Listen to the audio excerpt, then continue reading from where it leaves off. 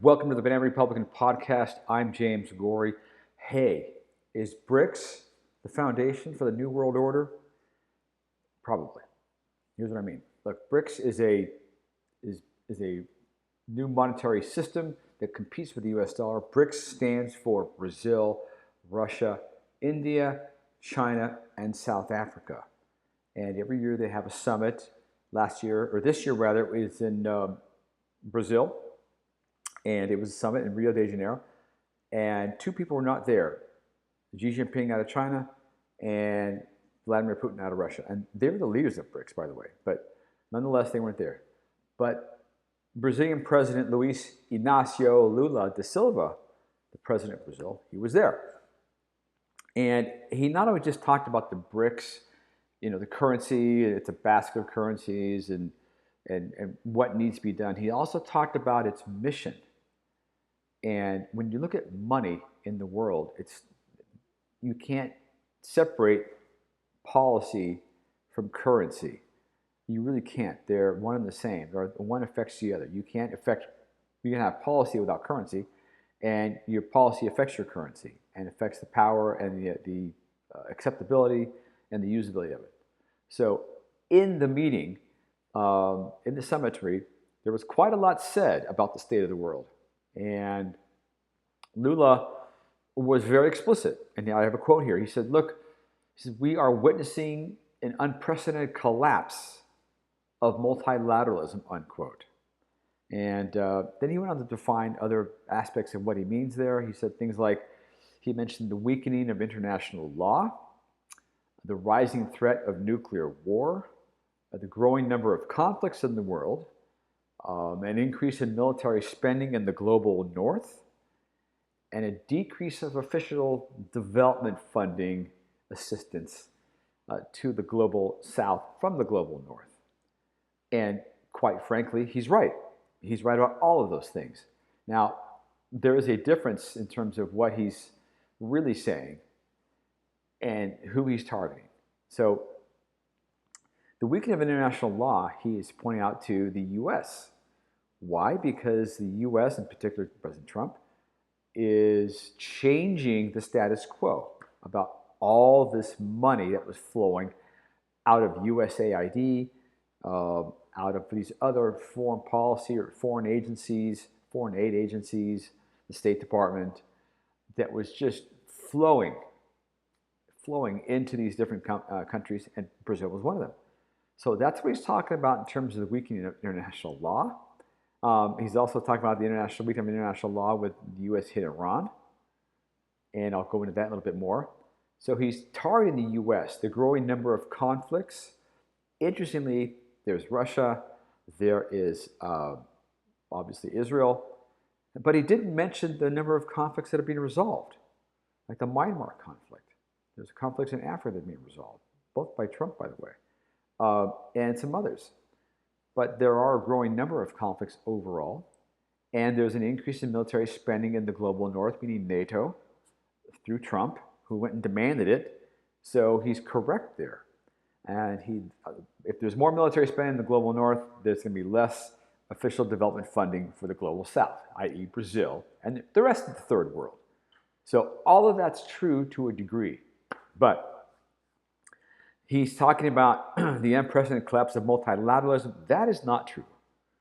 I think it's true in the sense that the old multilateralism, where again the U.S. was just flooding the world with money, and that's the definition of and losing its authority, right? Yeah, that's true. But there is a new multilateralism emerging. And he didn't mention that per se, but he nodded to it in this phrase. He said something like, he repeated a call for, quote, global governance. So we went from multilateralism to global governance. You see how that works? And to revitalize diplomacy cooperation. And he looks to the United Nations, the UN, explicitly, particularly the UN Security Council, which is Russia, China, the US, the UK, France, I believe, and maybe someone else. So, and then here's his coup de grace. Remember, this is at the BRICS meeting. And he's saying, look, if international governance does not reflect the 21st century new multipolar reality, so on the one hand he's saying it's declining, but on the other hand he's saying it's a reality, then he goes on to say it is up to the BRICS to contribute, bringing it up to date, unquote. That's a pretty big statement. So what does it mean? Well, the joint declaration from the BRICS talked about the serious concerns for the rise of unilateral tariffs, again, the U.S., and other non-tariff sanctions, measures such as sanctions, again, the U.S., and just committed to avoid further tensions with the United States. So the entire meeting was literally against the U.S. and Trump, right? That's what it was. Well, that shouldn't surprise anybody, but no one's paying attention to it, and that is surprising. So in a nutshell, and it's self-stated, the BRICS mission, by definition, is to destroy the U.S.-led world and the U.S. dollar. So let's have a brief discussion about dollar debt and debt discussions and deficits. Look, as the U.S. formed the post-war world, it was 50% of GDP. And it was half of whatever the world made was made in the U.S. The currencies in most of the world were worthless, right? So the dollar became the U.S. world reserve, or the global world reserve, and has been since. Now there's other reserves as well, currencies, sterling is used quite a little bit, and the yuan in China. So the BRICS was formed to compete with the U.S. Why? Well, think about it this way. The world is destroyed after World War II, so the U.S. is creating a dollar system, global dollar, international trading system, financial system, clearinghouse, et cetera, all these different, like the IMF, and all these international trade agreements, financial systems, financial structures set up, banking, et cetera. All that's going on. Guess what? You need a lot of dollars for that. So by definition, you're going to print a lot more dollars than you need just in the U.S. So that's what's going on. Now, at some point, remember the dollar was pegged to the gold standard. But in 1970, 71, Nixon said, look, we closed the gold window. We said we can't do this anymore. And the reason why was very clear. The world needed more dollars. And the U.S. couldn't print the dollars and still have them pegged to gold. We didn't have gold. And so the U.S. currency, the dollar, floated for a number of years until a new combination was made where the dollar would be pegged to oil. And in response to, or in exchange for the U.S. to protect Saudi Arabia, OPEC would be allowed to charge whatever it wanted for oil within reason, but it had to agree to sell oil on the global market only in U.S. dollars. So again, there's more demand for dollars. And Saudi Arabia had to plant its oil reserves, its petrodollars, in U.S. treasuries. So it creates a symbiotic demand for dollars, demand for U.S. treasuries, which would fund the government. So this is what's been going on for decades, right? So at some point, there's so many dollars out there with so much debt against it. Nobody wants to hold those dollars because the debt service is taking more and more of the GDP, and it becomes clear that at some point, the U.S. is unable to even meet the debt service. And that's where we're close to right now, very, very close to that. That may be one reason, this is kind of a sidebar, why the Fed doesn't want to lower rates. That would give us a break on debt service, because the interest rate would be lower, we'd be paying less.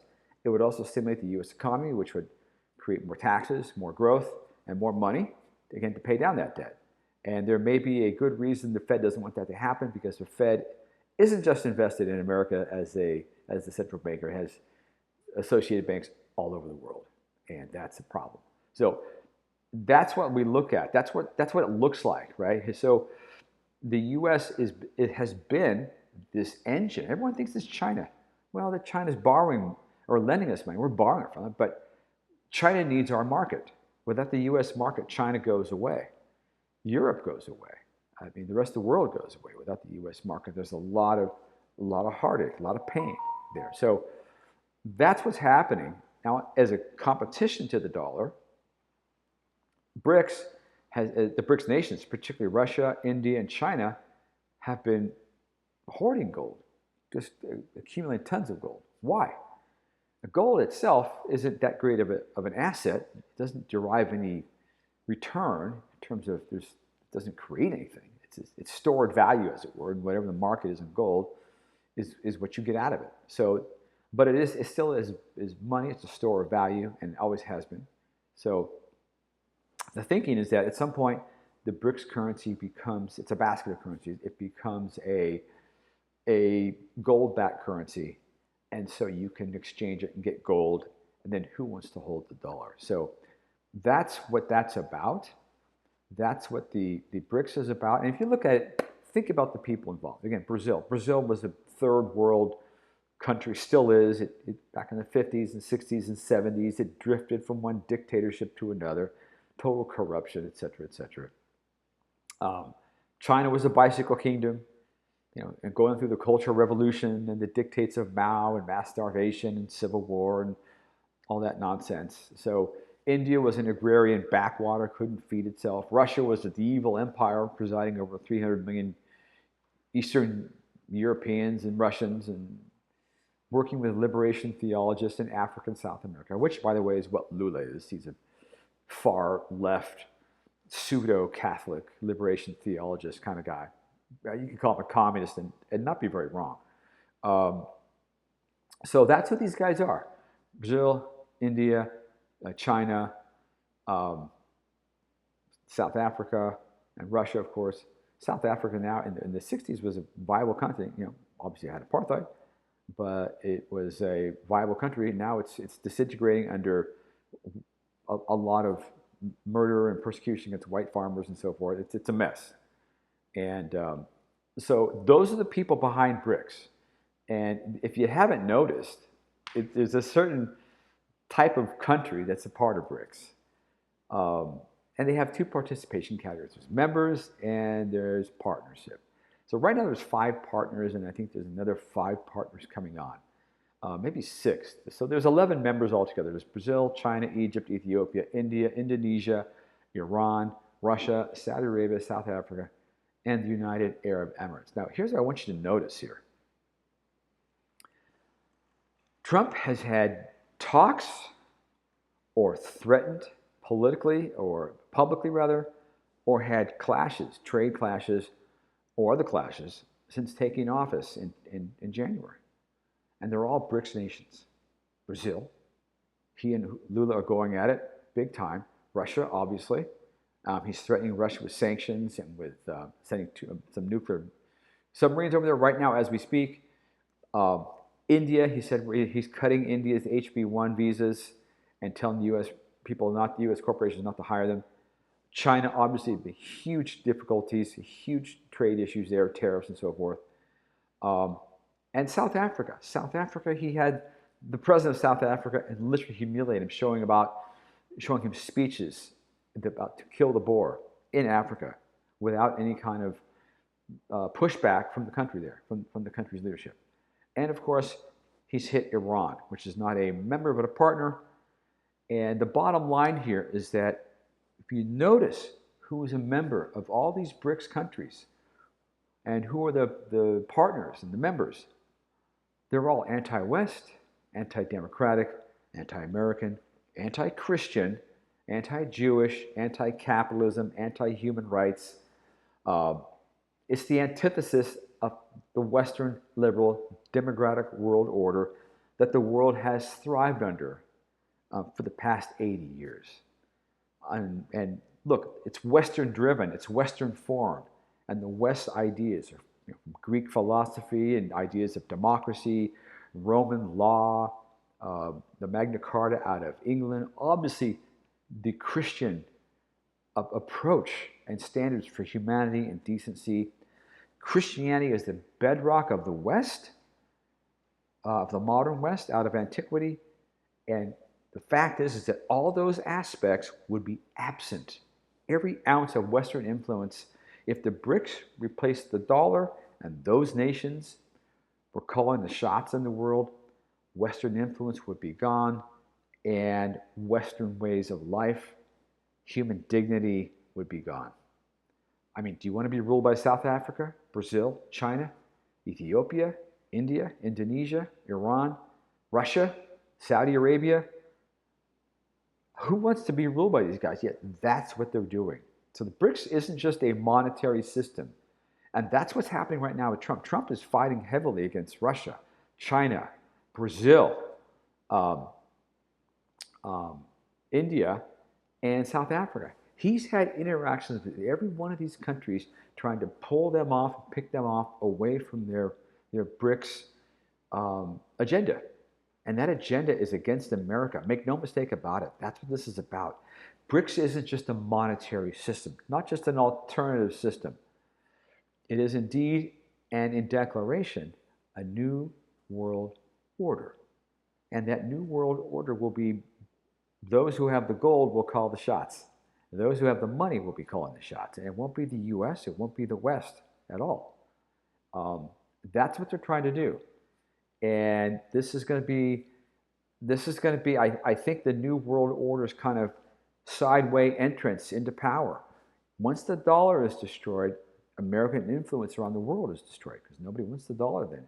So the notion that the U.S. is in deficit, yes, it is, absolutely. That's why Trump's trying to rebuild the economy and lower the interest rates. He knows he has to have a powerful juggernaut of an economy to take down these BRICS countries and build our economy up at the same time. Otherwise, we're in a losing battle, and it will happen slow, and then it will happen fast. So BRICS just isn't another alternative system. It's the foundation for the new world order, for a world that will be made in a much different image than the past 80 years or so, or even 100 years or so, or maybe even in many ways the past couple of millennia, but with the Christian West leading the way most of the time. Because look, no multinational group, or even a bigger group of countries have had this kind of power, potential power, ever.